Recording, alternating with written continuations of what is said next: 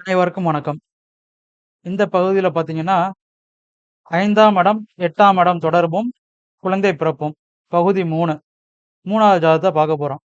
என்ன நினைச்சுட்டாங்க, 5ஆம் அதிபதி, 8ஆம் அதிபதி தொடர்பு இருந்தாலோ, இல்லன்னா 5ஆம் அதிபதி 8ஆம் இடத்தில் இருந்தாலோ, 8ஆம் அதிபதி 5ஆம் இடத்தில் இருந்தாலோ, இல்லன்னா 8ஆம் அதிபதி 5ஆம் இடத்தை பார்த்தாலோ, குழந்தை ஏற்படுவதில் தடைகள் ஏற்படும். குழந்தை பிறப்பில் தடைகள் ஏற்படும்.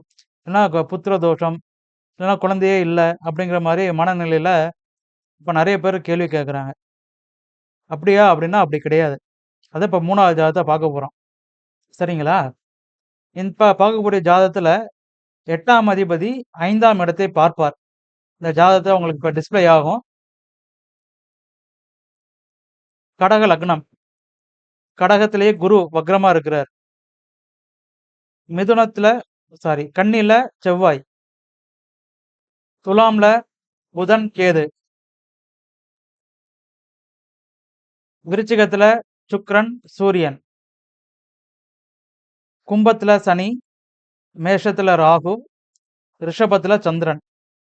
இது பார்த்தீங்கன்னா, அந்த இந்த ஜாதகத்தோடைய ராசி சக்கரத்துல இருக்கக்கூடிய கிரக நிலை. இந்த ஜாதகத்துல பார்த்தீங்க அப்படின்னா, சனி 8ஆம் அதிபதியா வருவார். கடக லக்னம் 8ஆம் அதிபதியாக சனி வருவாரு. அந்த சனி என்ன செய்வாருன்னா, தனது 10ஆம் பார்வையாக 5ஆம் இடத்த பார்ப்பார். சரிங்களா? அதாவது விருச்சிகம் தான் கடக லக்னத்துக்கு 5ஆம் இடம். அந்த 5ஆம் இடத்த சனி தனது 10ஆம் பார்வையால பார்க்குறாரு. இப்ப இந்த அமைப்பு இருக்கும்போது புத்திர தோஷம்னு சொல்லணும் இல்லையா? ஆனா இவங்களுக்கு பார்த்தீங்கன்னா 3 குழந்தைங்க இருக்காங்க.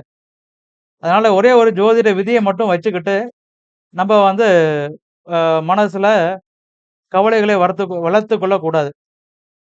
ஜோதிடத்துல எந்த அளவுக்கு விதிகள் இருக்கோ, அந்த அளவுக்கு விதி விலக்குகள் இருக்கு. இப்ப அந்த விதி விலக்குகள்லாம் என்னன்னு நம்ம தெரிஞ்சுக்கிட்டா தான் ஒரு சரியான ப்ரிடிக்ஷன சொல்ல முடியும். சரியான பலன சொல்ல முடியும். சரிங்களா? இப்ப இந்த ஜாதகிக்கு பார்த்தீங்கன்னா 3 குழந்தைங்க இருக்காங்க. இப்ப இவங்களுக்கு குழந்தை பிறப்பு இல்லாம இருந்திருக்கணும் இல்லையா? 8ஆம் அதிபதி 5ஆம் இடத்த தொடர்பு கொண்டதுனால. ஸோ ஜோதிடம்ங்கிறது ஒரு சில குறிப்பிட்ட விதிகள மட்டும் கிடையாது. நம்மளும் தேவையில்லாம மன அழுத்தத்துக்கு ஆளாகக்கூடாது. உள்ள காலகட்டங்கள்ல நெறைய பேரு ஜோதிடம் கற்கிறோம். அது வந்து ரொம்ப வரவேற்கத்தக்க விஷயம். எல்லாருமே படிக்கணும் ஜோசியம். என்ன அப்படின்னு தெரிஞ்சுக்கணும்.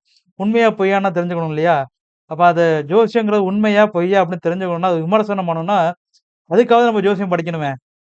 சரிங்களா? ஜோசியம் உண்மையானா ஜோசியம் உண்மதான். இப்ப அத வந்து படிச்சு வரும்போது தான் தெரியும். அதுல நெறைய விதிகள் இருக்கு. எந்த அளவுக்கு விதிகள் இருக்கோ, அதே அளவுக்கு விதி விலக்குகளும் இருக்கு.